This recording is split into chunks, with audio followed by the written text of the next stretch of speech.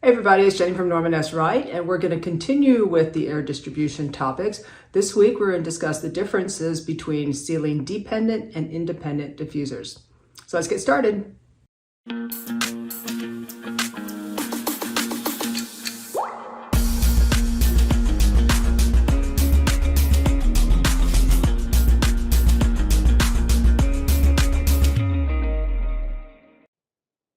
In a typical building with a ceiling, the diffusers are mounted flush to the ceiling so they line up with the ceiling grid.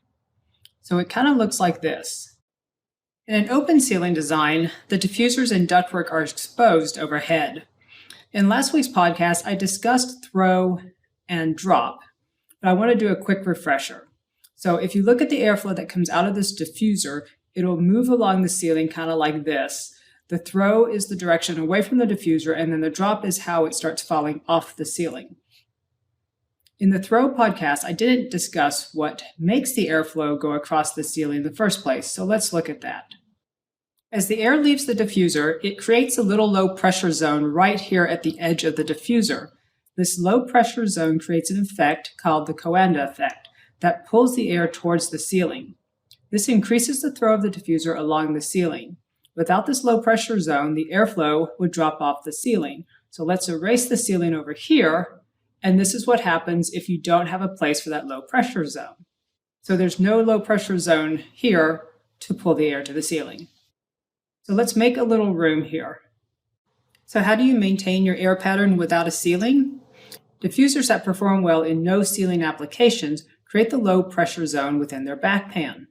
So let's take a minute to look at diffuser back pans. Some diffusers, like your standard louver diffusers, have back pans that look kind of like this. So if there's a ceiling here, you get a low pressure zone right here and the airflow sticks to the ceiling. Without the ceiling, the airflow just drops off pretty much at the same angles that the diffuser louvers are set at. You need to make a little more room here. Now let's look at a back pan of a typical plaque diffuser that looks like this.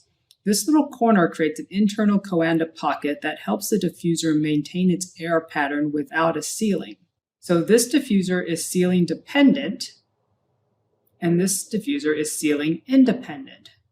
The ceiling dependent diffuser needs a ceiling to maintain the proper air pattern, and a ceiling independent one can operate independent of a ceiling.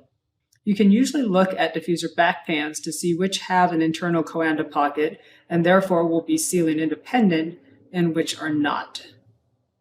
So you need to remember that if you have an open ceiling, you want to select ceiling independent diffusers to maintain the airflow pattern and allow the diffuser to perform the way it should for optimal mixing and comfort. So that's the difference between ceiling dependent and ceiling independent diffusers.